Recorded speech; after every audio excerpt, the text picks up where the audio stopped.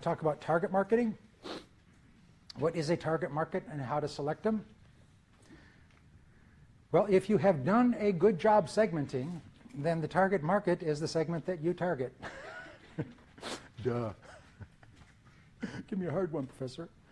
And again, getting back to Michael Porter's 3 fundamental strategies, you've got your mass market, which is the low-cost producer. You've got your focus strategy, which was a niche.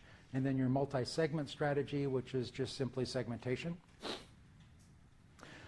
It's common for a business, and I can't think of an example of a business that only has one target segment, but it's common for businesses to target multiple segments, and the idea is that you want to target as many segments as you have the resources to manage, because each one of those segments represents a potentially lucrative business opportunity for you. So how would you do that? Is the market growing or shrinking? How competitive it is, how difficult it is. This last one, fit with existing businesses. You familiar with the concept of synergy? So fit with existing businesses is I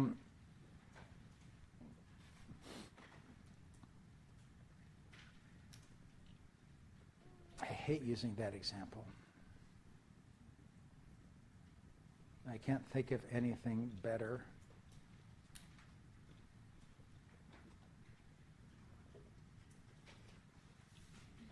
Well, if I am in the high fashion industry and I am my primary, because this industry is on its ears right now, my primary market is the very high fashion Milan, Paris.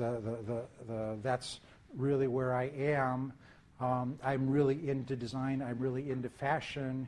If I were to target the next level, people who are looking, I'm not going to buy right off the runway, but I'm looking to buy this season's clothes, that might be a good fit because I already have my credibility in terms of fashion based on my presence in the major shows, and going to a segment that is related to fashion but not the very high end.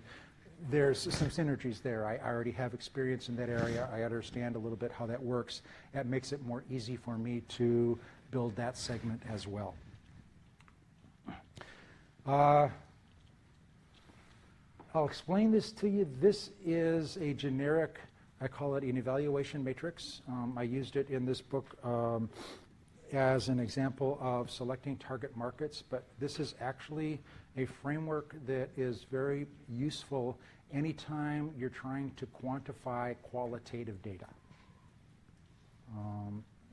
So what this does is it allows you to look at what you think are the key issues. So if I was looking at a segment, these are market size, market growth, competition, cost to reach, fit with business.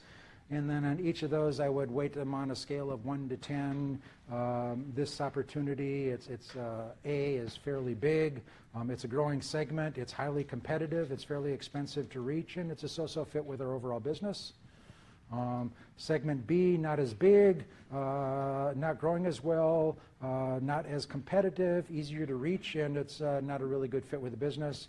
And you can see for each of those, I've kind of taken these qualitative and assigned numerical values to them. And then once I've done that, I have at the bottom, which segment should I target?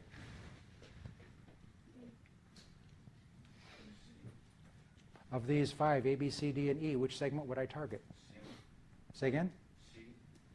C, why?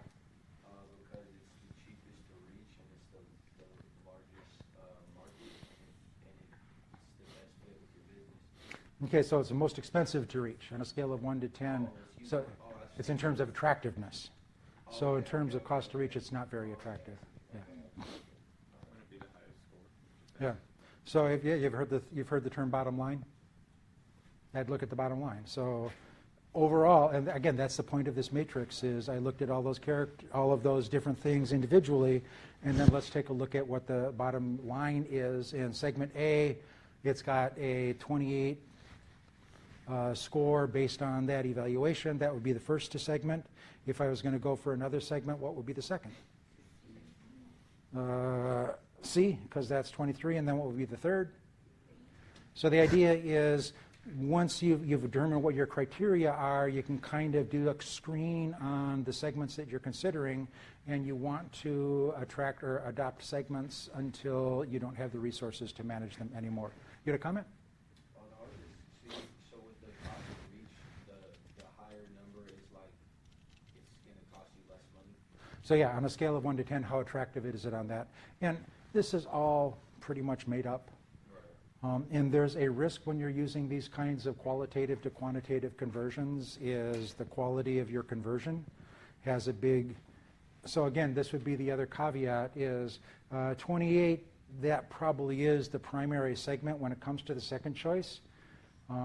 Given how little effort we put into coming up with these evaluations, would I really want to make a decision based on things that were that close? Or again, depending on how much money was at stake, what's the value of perfect information? Whether or not I would want to do a better job of evaluating. But again, this concept of a valuation matrix is you can use it in a lot of situations, and you just put the things you want to consider on one end, put your ratings on the other axis, and then it just kind of helps you see when you look at all those things together. And if you want to weight them differently, if you want to say the most important thing is cost, then I can weight the cost twice. Again, it's things that you can do in a spreadsheet. I'll take things you could do in a spreadsheet for 200, Alex. Questions on targeting? No questions on targeting? Let's move on.